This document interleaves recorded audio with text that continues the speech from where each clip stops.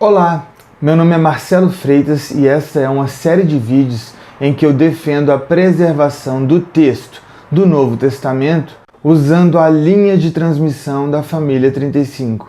Neste vídeo, nós queremos explicar se a transmissão do texto do Novo Testamento foi normal. Para tanto, precisamos esclarecer o que é transmissão e o que seria normal. Transmitir um texto é passar esse texto para frente, é permitir que as próximas gerações tenham acesso ao seu conteúdo. O texto do Novo Testamento foi escrito ou em papiro, junco, ou em pergaminho, couro. Existem vários fatores que levaram ao desgaste e destruição desses documentos, desses materiais. Para exemplificar, podemos citar o desgaste pelo uso, ação do tempo, insetos, mofo, além de acidentes como cair alimentos líquidos, acidente com vela, incêndio, chuva. Enfim, existem muitos fatores que fazem com que os documentos em que o texto estava escrito não dure muito.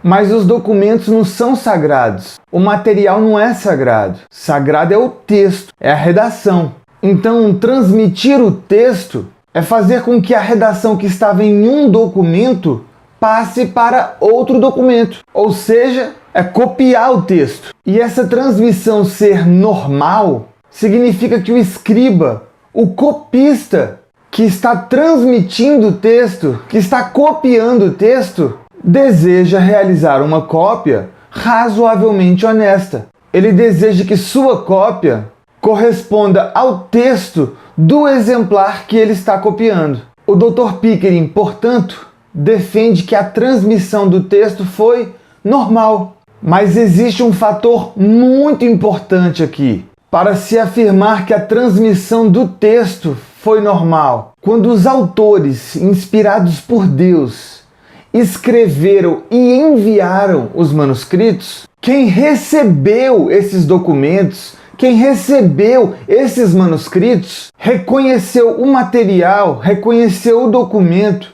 reconheceu os manuscritos como material inspirado, como texto inspirado, como Bíblia. Em outras palavras, o texto do Novo Testamento foi reconhecido como Bíblia pela comunidade cristã desde o começo, desde o início. Portanto, quando os escribas copiaram os manuscritos, eles sabiam que estavam lidando, que estavam trabalhando com texto sagrado. Isso aumentou a responsabilidade. Isso fez com que a transmissão fosse realmente normal. Como a igreja reconheceu o texto como inspirado, a demanda por cópias seria muito elevada, já que as outras congregações também iriam querer. E um texto majoritário surgiria desde o início. Isso é transmissão normal. Não é esse, contudo, o pensamento dos defensores do texto crítico ou eclético. Eles acham que a comunidade cristã não reconheceu o texto, os manuscritos do Novo Testamento, como inspirados. Isso fez com que o texto estivesse sujeito a muitas corrupções. Como as corrupções aconteceram e os escribas foram irresponsáveis, a redação original do Novo Testamento se perdeu. Isso se chama transmissão não normal ou anormal. Seguindo o raciocínio dos críticos ou ecléticos, 2 séculos depois, os líderes da igreja chegaram à conclusão de que o material era inspirado. Então eles bolaram um texto padrão, unificando assim o texto, e impuseram esse texto à igreja como palavra de Deus. Convém ressaltar que não há nenhuma evidência histórica que essa padronização ou imposição eclesiástica existiu. Isso é só uma suposição, uma cogitação, e que despreza as evidências históricas que existem em sentido contrário. Como esse texto teria sido imposto por autoridade eclesiástica, Hort aventou a possibilidade de ter sido feito por Luciano de Antioquia, então esse texto não seria necessariamente um texto inspirado. Então seria necessário achar manuscritos cada vez mais antigos, que estão mais próximos dos originais, que estão mais próximos dos autógrafos, para tentar reconstruir o texto do Novo Testamento. Para eles, então, a mentalidade de mais antigo, melhor, é muito lógica. Portanto, se você, como nós, acha que a transmissão do texto foi normal, então o texto está na esmagadora maioria dos manuscritos, que são os manuscritos bizantinos. Se você acha que a transmissão do texto foi anormal ou não normal, então a verdade estaria nos pouquíssimos manuscritos alexandrinos, os manuscritos do Egito, já que são antigos. Mas como esses manuscritos são muito divergentes entre si, é impossível reconstruir o texto do Novo Testamento com bases objetivas, usando critérios objetivos.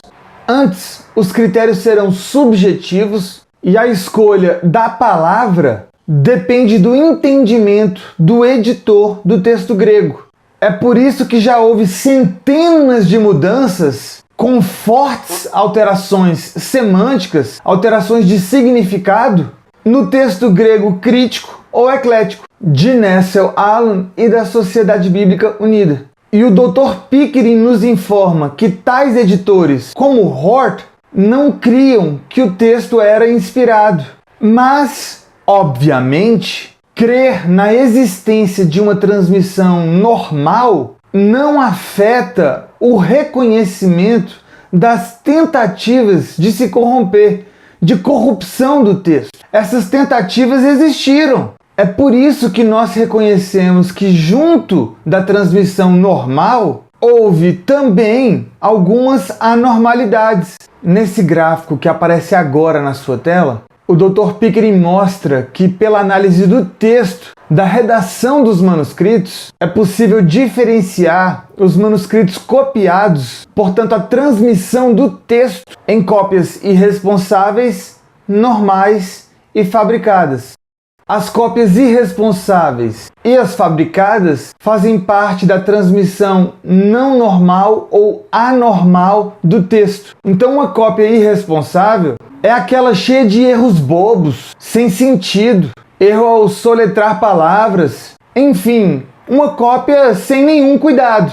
Portanto, uma cópia irresponsável. Já outros manuscritos, que o Dr. Pickering chama de fabricado, ele percebeu que o texto está cheio de erros de fato, de contradições, leituras variantes, palavras que são privativas, que só aquele manuscrito tem, que só aquele manuscrito possui, mas com pouca aparência de irresponsabilidade. Isso mostra que existia responsabilidade na produção do documento. Ou seja, o copista sabia o que estava fazendo, mas definitivamente o objetivo dele não era o de reproduzir o texto de um exemplar.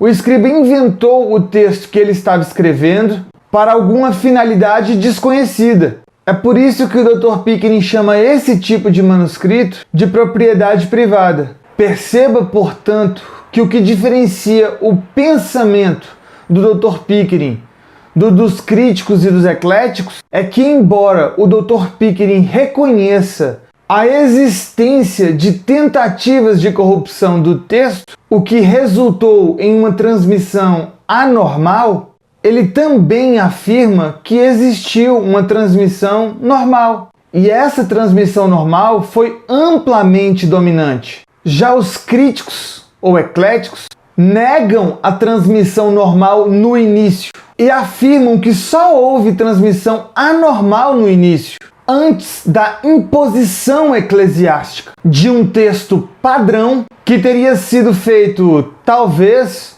por Luciano de Antioquia.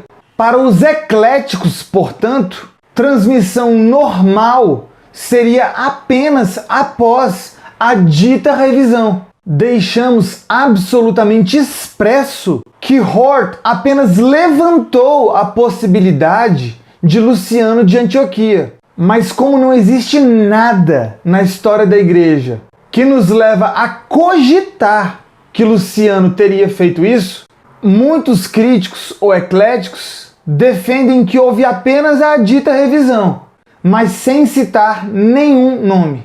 Apenas alegam que ela aconteceu sem dizer quem fez, onde fez, quando fez.